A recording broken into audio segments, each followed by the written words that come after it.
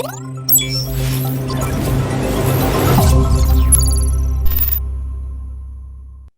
everyone, and welcome to the IntelliCast. Today, I am joined with several esteemed colleagues around me, and we're going to be discussing security. Security is a huge focus in this day and age in the IT space, not even just the managed service space, which we occupy, but just in IT in general. It's huge, and it's becoming more and more frequent. The targeted attacks on everyone. So we wanted to put together an educational setup to help educate our clients and in general, just our user base, to make sure that they're aware of the things that's happening and important information that isn't just available to a quick Google search. So without further ado, I'll introduce our esteemed guest. As most of you should know, to my bottom over here is Kevin Kahn. He's our CEO, president of IntelliCast. To this side, I have Wes Spenser, who, what is your exact title, Wes? What is it indeed? I'm the vice president and external CISO at ConnectWise. Fantastic. I knew it was something super important. Something. I was they going to actually butcher have lines in Vegas on what Wes's title will be in the next 30, 60, 90 days. So if you want to bet on that, just head to your nearest casino. Nice. And perfect segue. Chris, I'm going to butcher your last name. Loehr? You were close, but it's Loehr. That's Loehr. right. Yeah. I knew it. Like it was in my mind, but it just didn't come out. Should have gone with your gut. I should have. Chris Loehr, who is the CTO of Solus Security, correct? That is correct. Yeah. That's fantastic.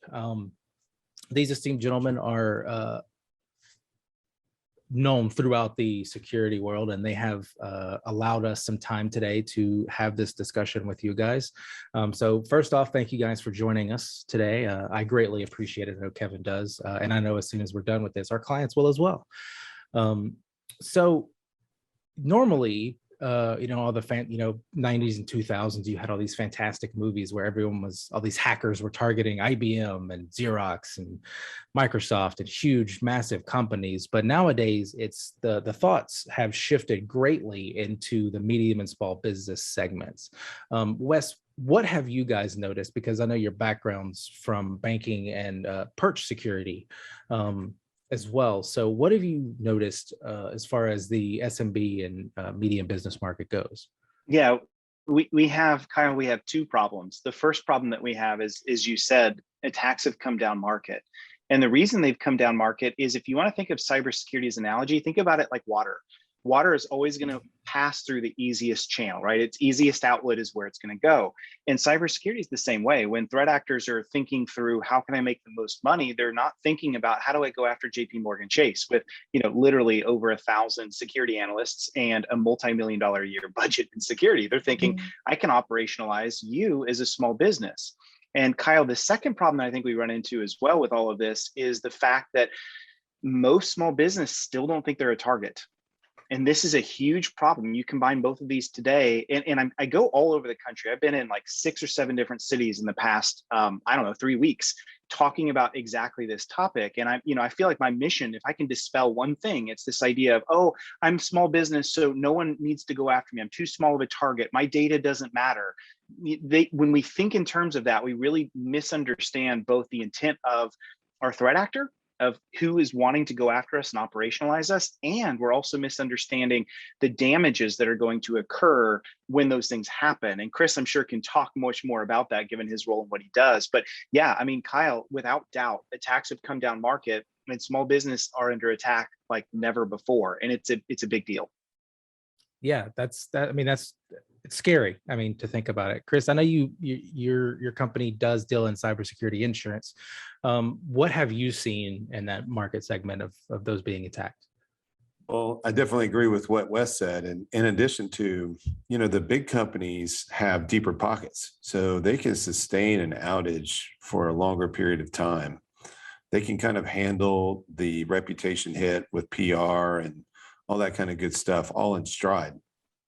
The small and medium-sized business, not to use a pun, but they are held ransom in these particular situations just because it is do or die for them. A lot of businesses, if they're down 1 or 2 days, that could be disastrous. And so that's why I think these bad actors out there see how much of I guess a bigger win it is for them to hit those targets. And also I think it could have, the point is that there's no internal resources on these small to medium sized companies either. And so they know that a lot of these companies probably don't spend the amount of money on IT that they should. And so they know that there's probably going to be less likely for them to be detected, less likely for them to maybe have good backups, less likely for them to know that if it was an email compromise that some money got sent out the door to someone else, because those small companies just don't have those controls, those processes, those things in place. So, I mean, it's an easy target, and you know, the attacker community is growing by leaps and bounds. I mean, these groups are organized and they're recruiting people left and right. And so it's almost like throwing a body into a river full of piranha. That's how it is. Yeah. It's an easy market to target for all the reasons that are given. So when it comes to cybersecurity, there's a whole bunch of stuff we could do. But one of the most talked about things that a whole bunch of people mentioned, which isn't really talked about, is cybersecurity insurance. Because obviously, you know, you have home insurance, you have car insurance, you have health insurance.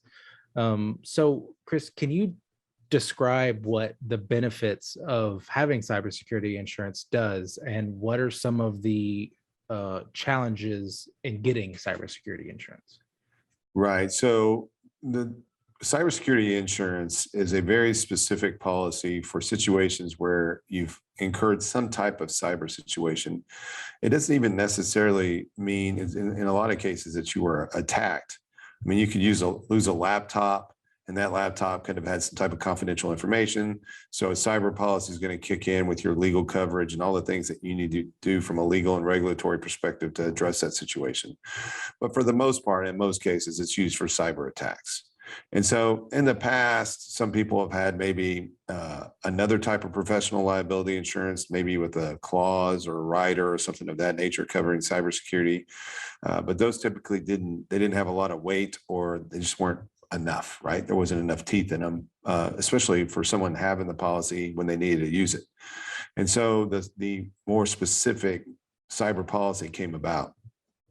And it's evolved very quickly over the last few years. And the reason it's evolved is because obviously the number of claims have increased greatly, and the amount of those claims and the dollars amount that have been spent on those claims has been increasingly high, right?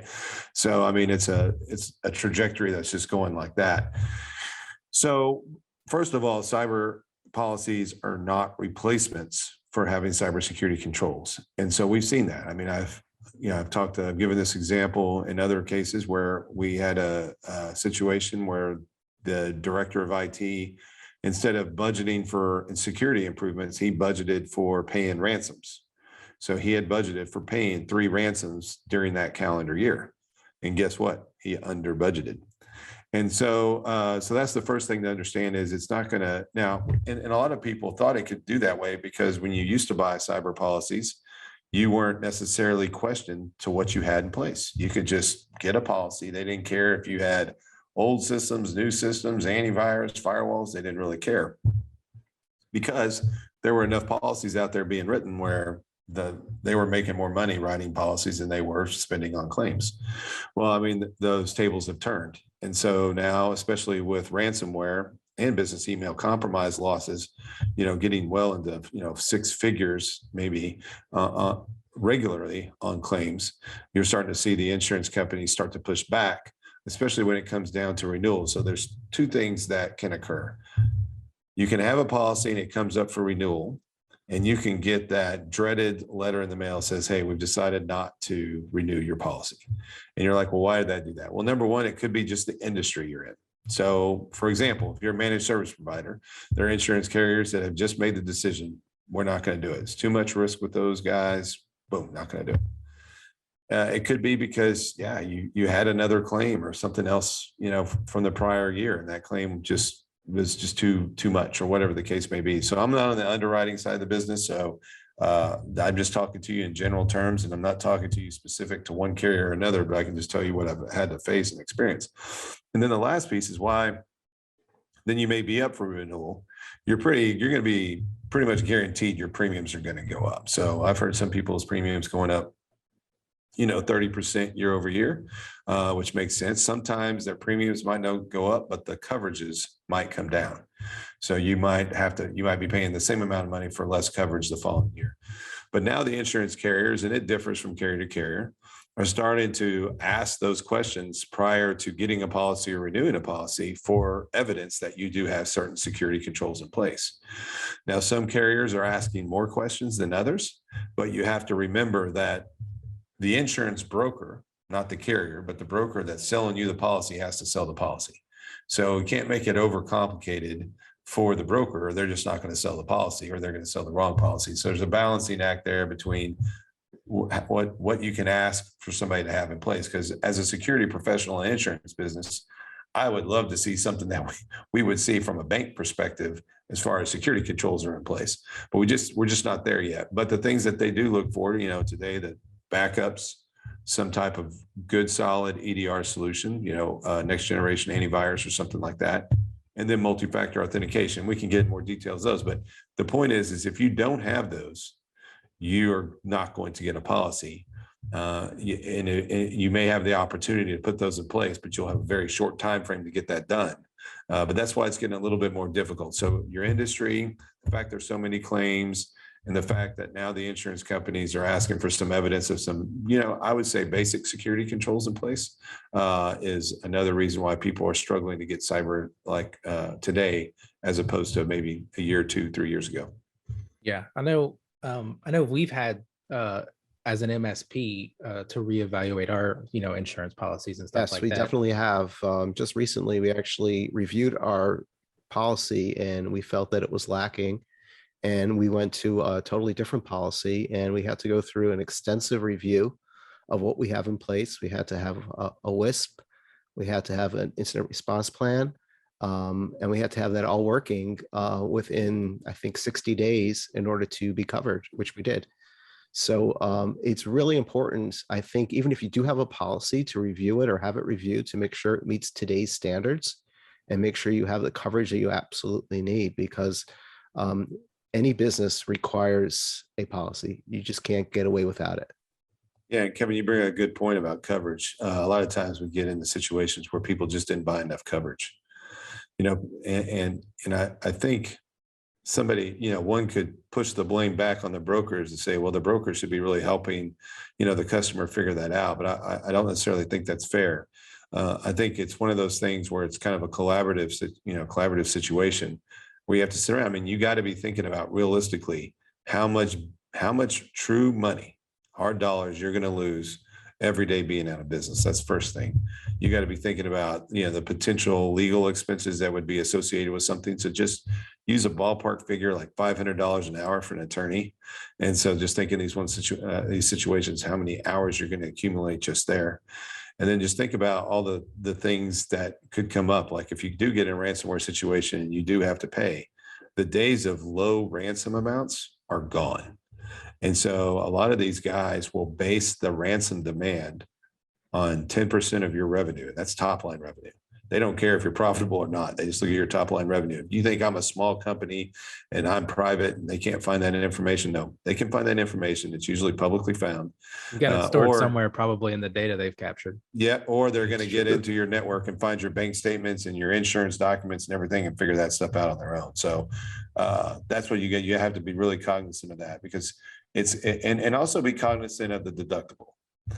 I see people also, for cost reasons, choosing a high deductible, like $25,000.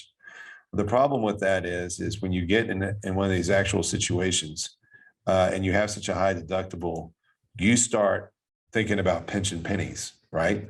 And in these situations, unfortunately, you can't be thinking that way mindset wise. If you're sitting there delaying decision making because you're worried about how much money that might be spent or whatever the case may be, you're making matters worse. So think about that balancing act and make sure that deductible reflects what you're truly willing to sacrifice at that moment in time. And then you're not going to be put in a situation where you're going to try to penny pinch your way through a cyber incident. Yeah, so this brings to one of the things I'm personally don't, have the ins and outs of. So I'm kind of glad you're here, Chris. I know nothing about insurance. My wife handles all the insurance. I have a home insurance policy that they were like, you should go with this one. And I'm like, well, this one's cheaper. It's fine. What are some of the downfalls that we need to look out for when getting cybersecurity insurance? Like, what are some of the things we just want to double check to make sure that it protects us and that the policy and the person we're working with is actually making sure that we're taken care of?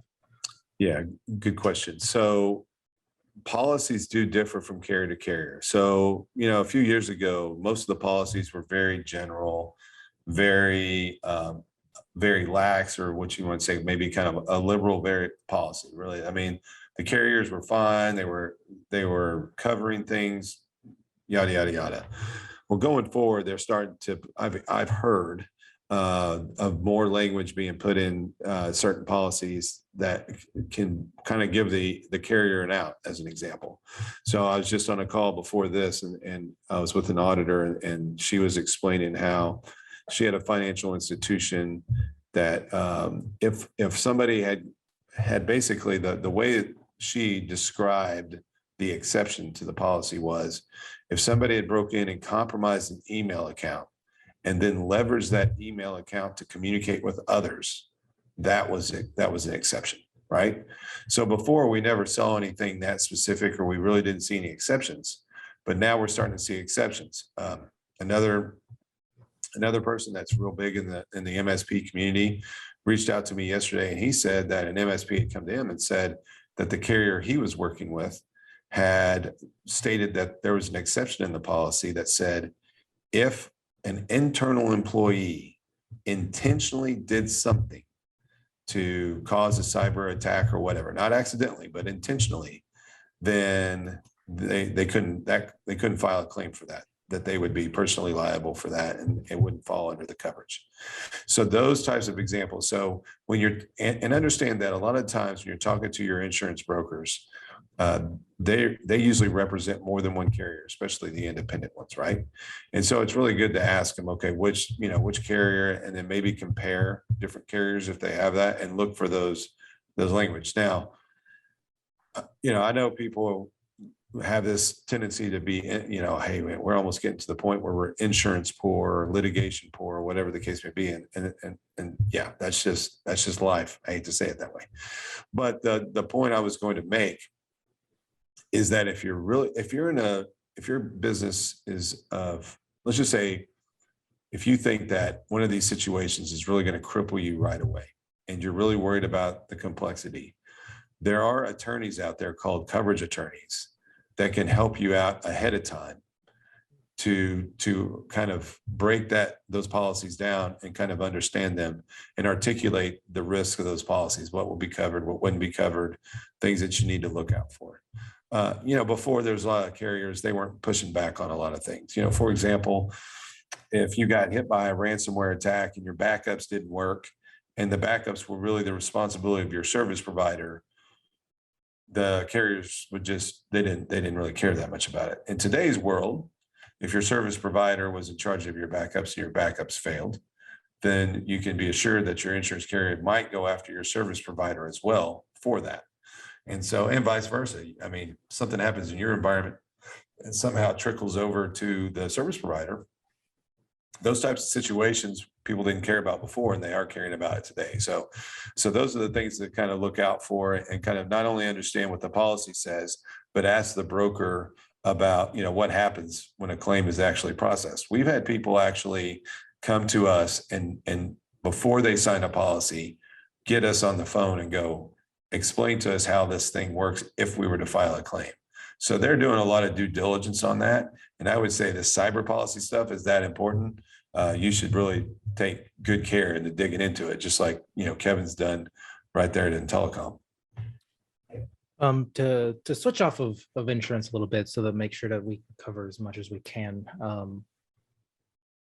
What are some of the easy things that can be done to help prevent attacks? Everyone's got methods of, what they generally try to do. I don't put my password on a sticky note in front of my monitor, stuff like that, even though it still happens to this day. Wes, what do you think are some easy things that can be implemented to help prevent some of these just drive-by attacks that happen? Yeah, let's think about this from a couple different angles. One is the framework of how we would do this, and then I'll hit some very common ones that I think need to happen. One thing that you definitely need to understand as a business owner is cybersecurity is not like this dark art. It's not like this magic witch potion that we put scary terms and ambiguous things into a pot, stir it, and see what comes out.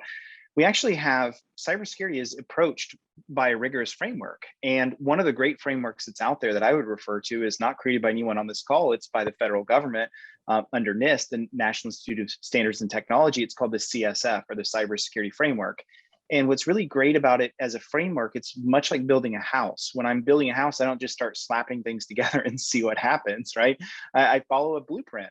And the blueprint tells me the right things to do at the right times. I start with the footers and I pour that first, then the foundation is built, and then the walls, and et cetera, et cetera. And security is the same way too, is you don't have to feel like it's this dark art where you throw a bunch of stuff at a wall and then hope that you're going to be secure. It shouldn't work that way. And too often it does. What I would say is what's so good about the CSF, it really focuses in these 5 domains around identify to start, then protect, then detect, then respond, then recover. And you can even think about the CSF as like this journey of maturity, starting with identification and then moving through that all the way through protect, detect, respond, and recover. Let me give you an example of this. One of the most important things you should do in your organization, starting with identify, would be what in the world is in your network? Are you scanning those assets? Are you aware of vulnerabilities around those assets? Do you have a regimen in place to patch those things?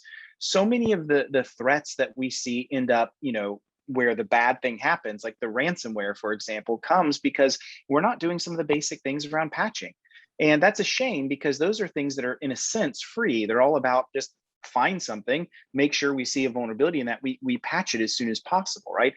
Then moving into protection, things like the basics, right? We've been doing basics for a really long time, like firewall, antivirus, things like that. But you just heard Chris earlier speak about some of the things that are now becoming requirements inside of cyber insurance. Things like Multifactor is a good example of something that must be religiously deployed everywhere, that brings a significant amount of protection because it makes it much more difficult for attackers to get a hold of something when it's not just stealing a password or reusing a password, but it's also some kind of device that they don't have that makes it much more difficult. And sure, it might be a little extra step of frustration for your organization, but it's worth its weight in gold.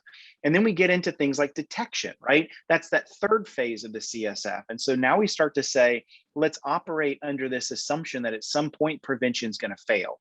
And that's a reality. I mean, we know that, Kyle, because we look at the news anywhere and we see at some point prevention fails. And we see this everywhere we go. And so if we operate under that assumption, then we begin to say, well, what is our organization doing in the detective capabilities that we have around us? And these are things that IntelliCast can help you with if you're watching this and you're like, I don't even know where to begin on that journey. It's things that Chris mentioned earlier that insurance is requiring, like EDR. It's things like, what are we doing around the log monitoring? A great example of that would be, we just talked earlier about business email compromise and all of a sudden wire fraud and ACH fraud. Are you monitoring for things like somebody logged into an Office 365 mailbox from a new location, maybe a new mail forwarding rule that's been deployed? Those are signs of compromise that we should be looking at from a detection point of view.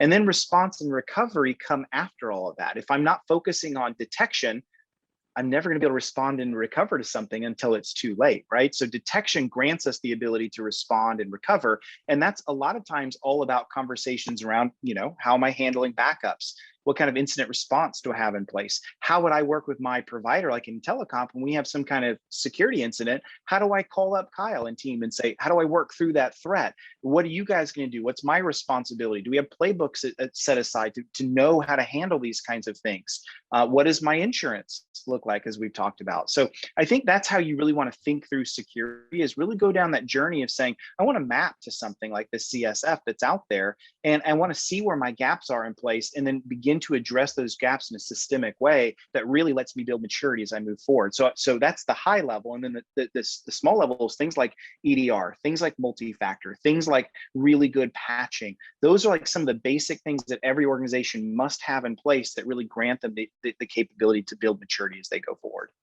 Yeah, and it's those things are all super important. Like we use our systems to patch. I think it's weekly, and a lot of that we have reporting and checks to make sure it still happens. And if someone turns their computer off, or if it's a laptop and they shut it down and they don't open it for 3 weeks because they're using their desktop or something, that's the kind of stuff you have to turn on and make sure that it happens, because that's now a vulnerability into the business because it's not being applied properly. And we put in checks and stuff to make sure that happens, but if it's not online, we can't really do much with it. And additionally, Yeah, go we ahead, Joe. actually have been sending out requests for security reviews. I follow this protocol. And I just want to, some people think, hey, you're the MSP, you've got it all covered. We do and we don't. Certain things are included, certain things are at extra cost, and we just can't put that in without your approval and discussion. So we really encourage all our customers, or anybody watching it, should reach out to us and have a security review so we can go through that, and then you can make a business decision to figure out what items you want to add. Again, security is, you could keep pouring money on security, and you probably need to do some of that, but it doesn't end. And we want to have that discussion with you, and it's a business decision to the level you want to take it to, and the amount of investment you want. But generally, multi-factor authentication is a must. There are tools like security awareness training, things like that should happen. Yes, there's a cost to that. We have a product that we love that we add to email that actually will warn you if, let's say, somebody's trying to email you. You might recognize the name, but it's slightly off and it's really a spoofed email. It'll give you a big red banner warning you, hey, be careful, this could be fake. Things like that. Yes, they cost money, and yes, they're extra, but we want to have that discussion with you. We want to do that business review. So we encourage all of you to, follow up on those emails that have gone out and schedule that review with Walker and our team. And so we could just address it and see where you stand. Yeah, each security thing. Sorry to interrupt you, Chris. Oh, that's all right.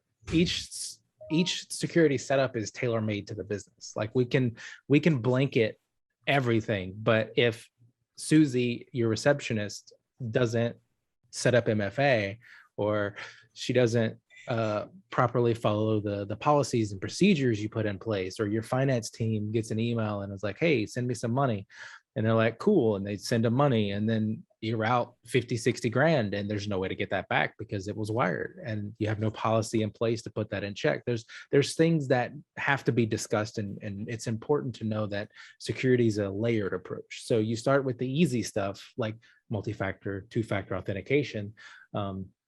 You move into EDR agents and logging and SIM and all that stuff to make sure that each section has it covers additional.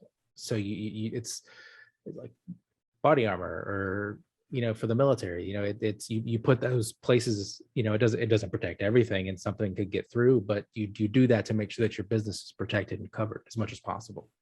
Yeah, I mean, I was going to say is what people don't understand, and maybe a key difference between IT and security. Security really is a business risk management function, right?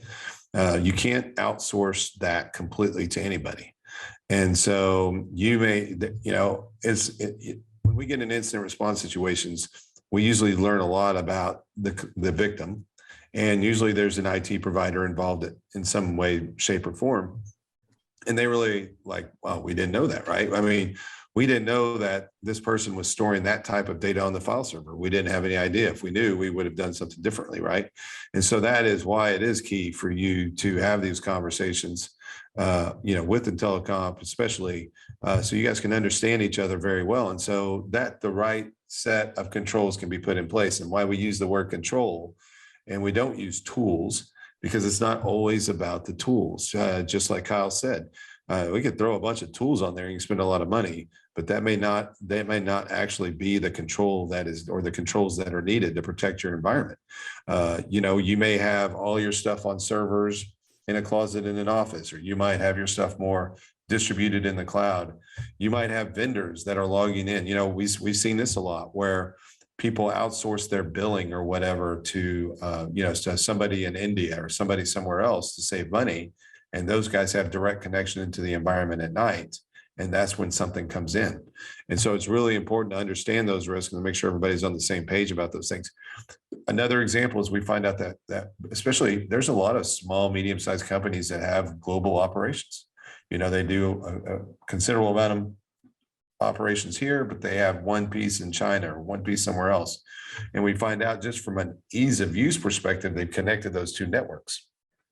And then we go from a security perspective, we start talking about risk and the impact of their business from doing that. And then that changes their perspective on everything. And then they find out another more secure way to accomplish the same goal operationally without interconnecting the networks to that degree. And the other thing I was going to mention is, you're talking about body armor and stuff. I saw this meme the other day on LinkedIn, and it was a picture of a knight, knight with his helmet on with a little slit for the eyes, right? And it said cybersecurity. And then they show the next picture with an arrow right through that slit. And it says when a user clicks on a link in an email.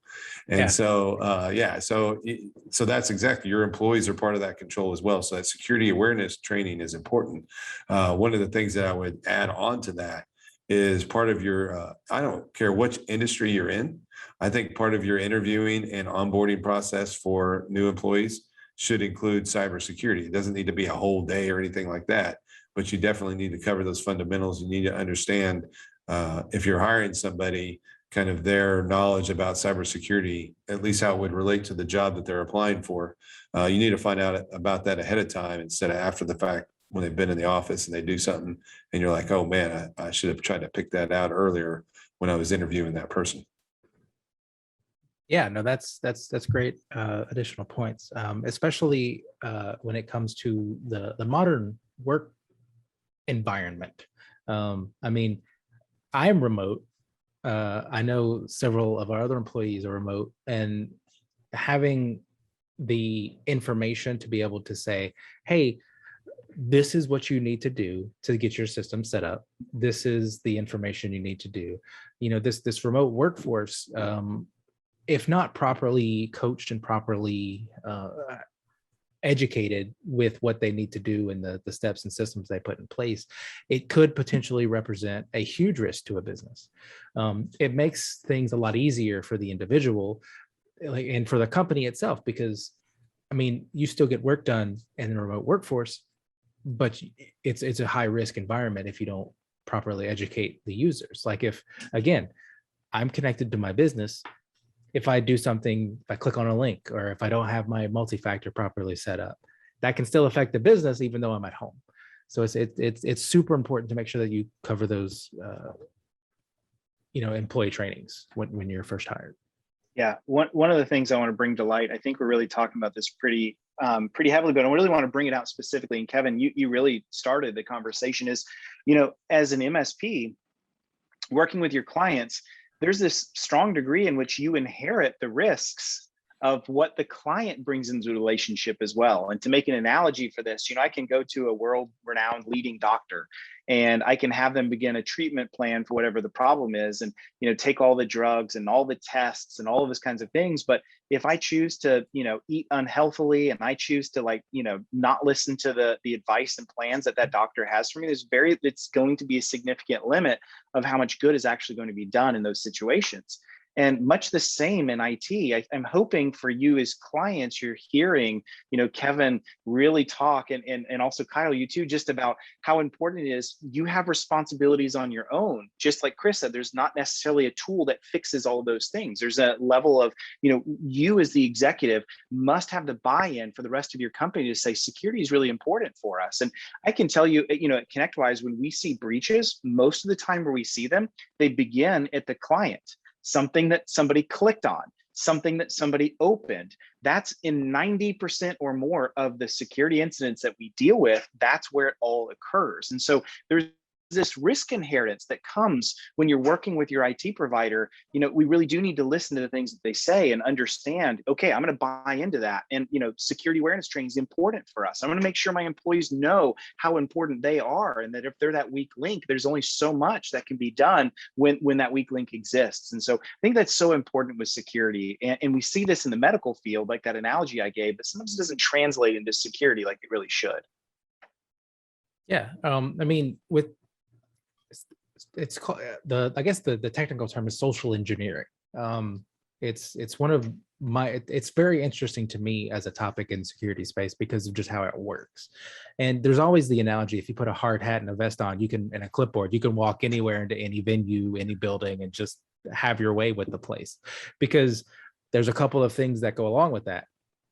The staff, either one, doesn't care, isn't paying attention enough, or two, they don't want to bother someone who looks busy, because they don't want to be bothered when they're busy. So they pass that on. It's, be kind to the neighbor and they'll be kind to you type situation.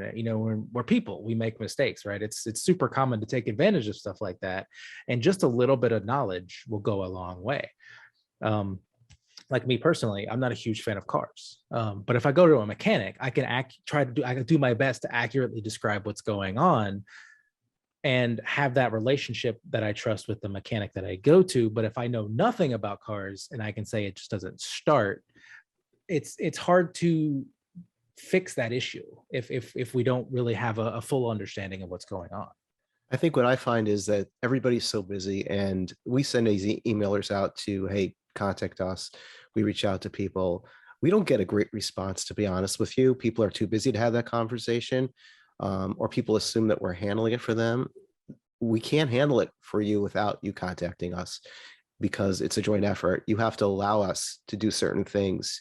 You have to be willing to invest in certain things. We hear all the time, don't turn on MFA and MFA multi-factor authentication. For those that don't know what that is when you log on, you make it a prompt on your phone just to make sure it's you.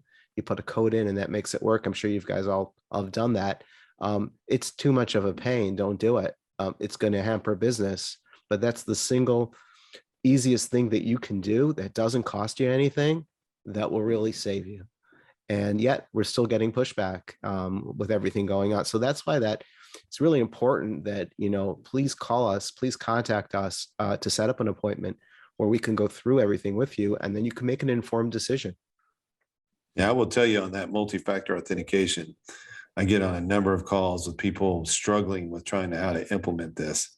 And it's not hard. It's been around a long time. I know when I was in my first job out of college, and then it was 1998, 99, we had an MFA token to get in for VPN even back then. And so I hear every excuse in the book, like it's going to disrupt productivity.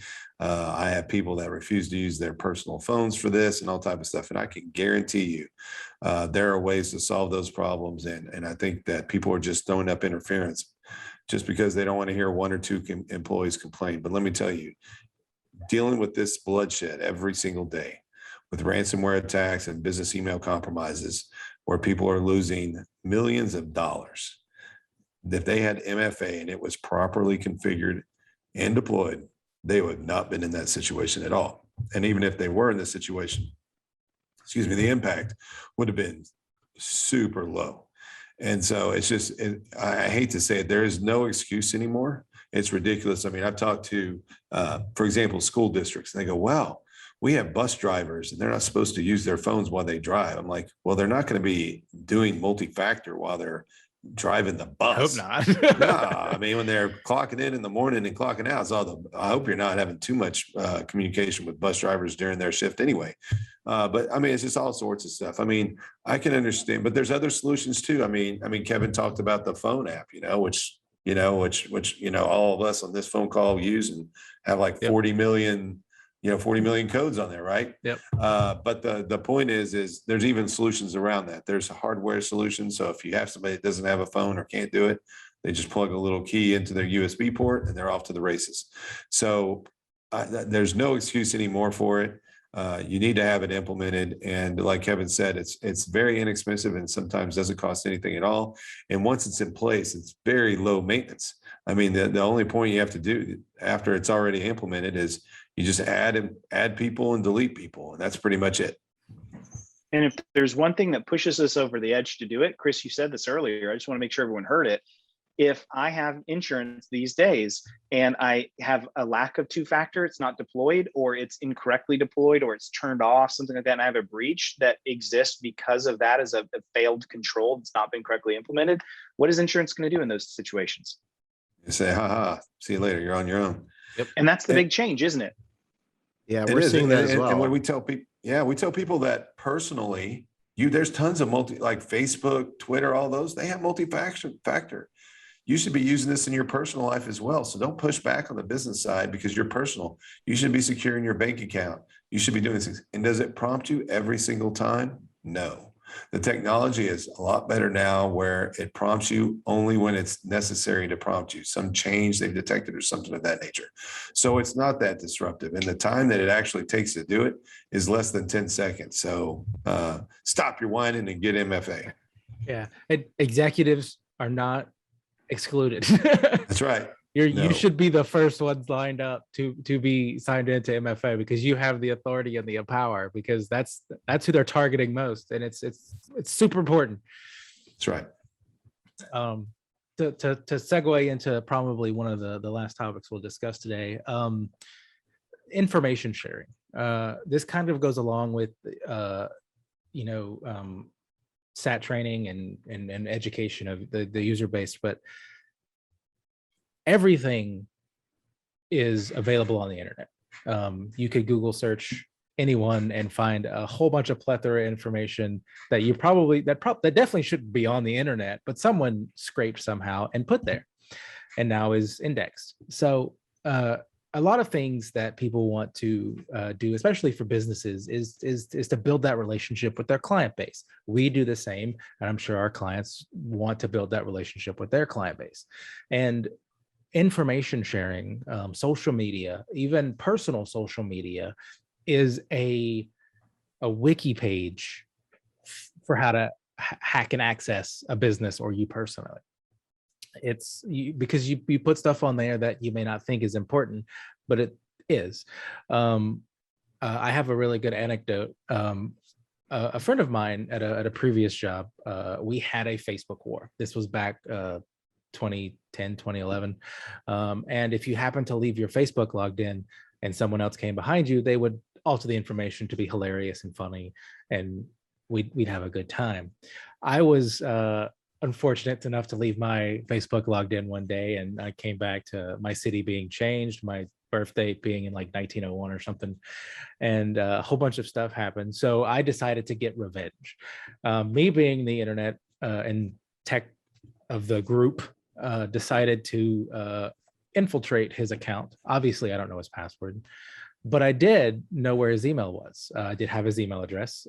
So I just did a password reset. And then I went to his email account and I said, password reset. And it asked one simple question: what city were you born in? Pulled up his Facebook page.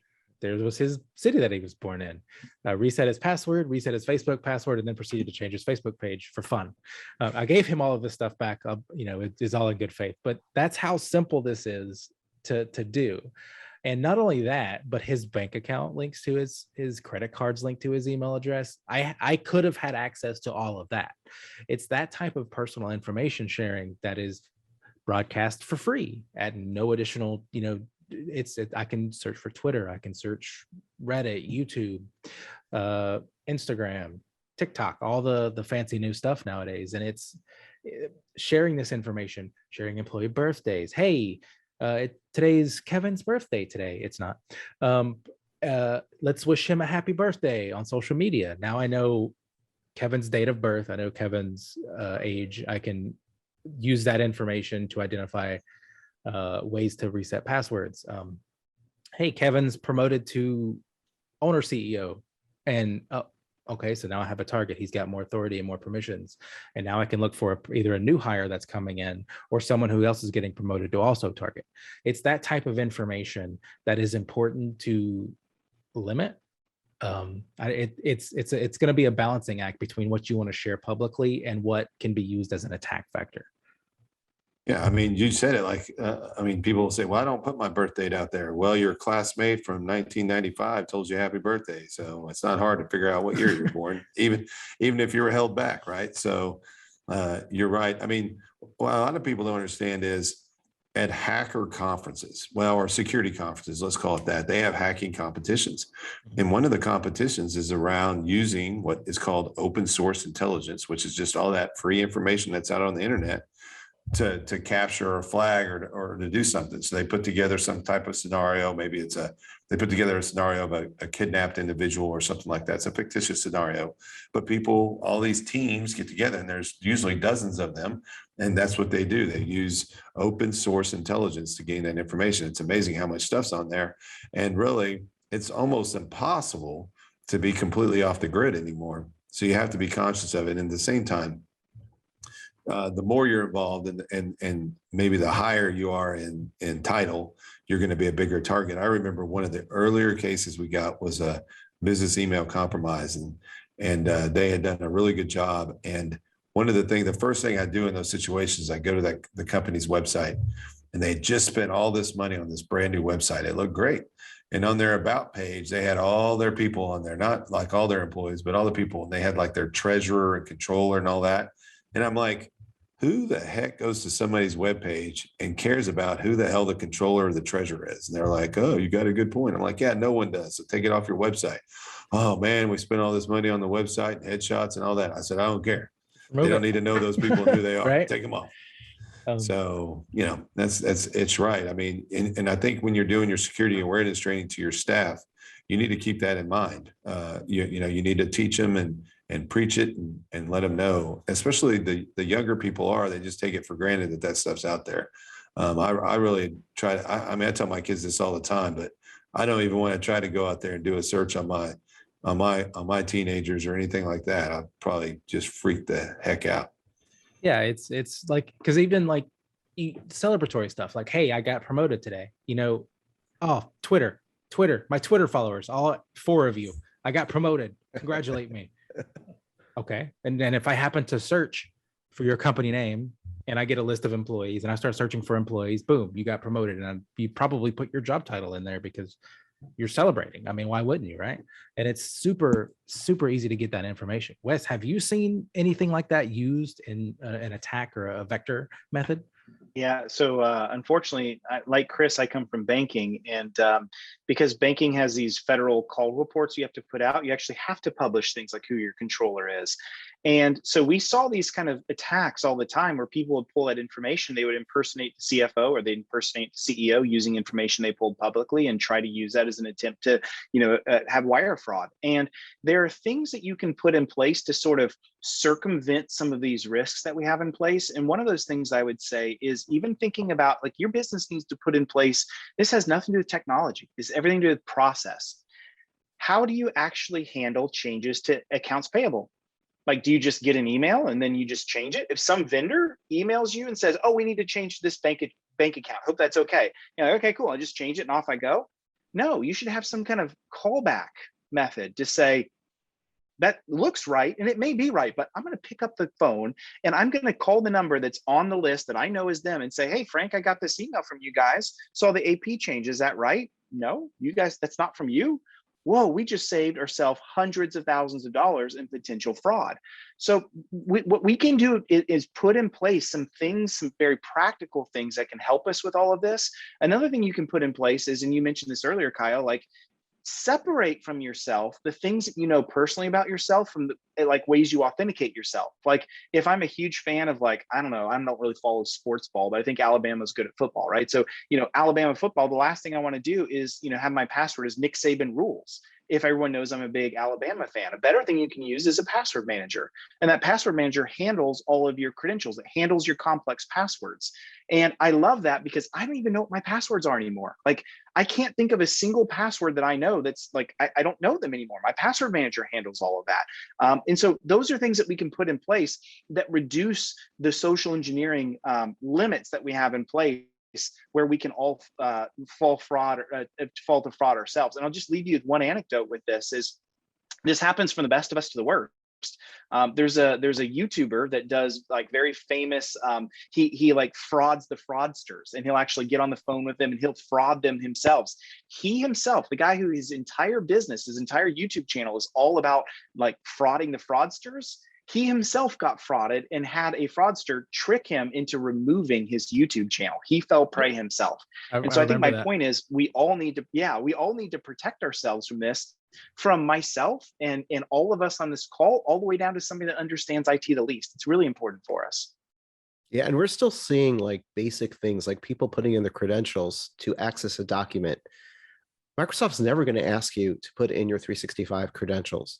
When you're doing that, you're giving somebody the keys to the castle. You're opening it up, no matter your firewall, whatever it is, you're the human firewall here, and you just open the door for them. And then they're in your email and they're looking at your vendors and they're figuring out, oh, you use this vendor. Okay, I'm going to impersonate that. And I'm going to try to get some money out of you, pretending like I'm that vendor. And it works. And people end up wiring money. So it's really important that, like Wes said, that you really have policies in place. You should have a wiring policy in place. So if somebody's asking you to wire the money, you need a verbal on that. You don't want to do that through an email, or if somebody says my wiring information changed, you need to confirm that verbally. Yeah. And Kevin, I'm guessing that if like a client has a question about like, I don't even know what that looks like, they can call you guys up. Absolutely. And you guys we'll help you out with that as well. And soon, you'll be trained yourself in a way that you'll be able to realize that. But yes, any questions, feel free to reach out to us and let us know. And if you think something's off, it likely is, and we'll address it for you. Right. And remember too, on that one is the payroll. If you payroll changes are an easy attack vector as well. And so you should really make sure that if employee makes a payroll change to a new bank account or whatever, you should have those same manual processes in place to make sure that that's them. We see a ton of those attacks where in the company, they just have a simple form that the employee emails somebody in HR. Well, if an attacker gets in the email, figures that out, boom, boom, boom, boom. And it really stinks when employees on payday go, hey, why is it my paycheck in my bank account? That's a tough discussion to have. Yeah, because they're still going to expect them to be paid, and you've That's already exactly paid. right. So now you're out some money. Yep. Well, I think that's actually all we have for our discussion points today. We do have plans to continue this series to have experts in specific fields. So again, thank you, Wes and Chris, for joining us today and giving us this fantastic overview of some of the hot points for security in at least 2021. As always, this is an ever evolving field and things changed extremely rapidly. So thank you again for stopping by, and I appreciate you guys educating us expertly. Yes, thank you. Thank you so much for taking out the time to helping our clients out. And to the greater IntelliCom family, we're going to be doing this monthly, so we can educate you guys on different topics. Security is going to be a big point, but it's not going to be the only point. We're going to be available on YouTube. We're going to be available as you drive on your podcast app that you prefer. Are we not on YouTube? Well, no, not on YouTube while you drive. Yeah. So again, when you're not driving, follow us on YouTube. When you're driving, look at your podcast app, and we're going to be there. IntelliCast.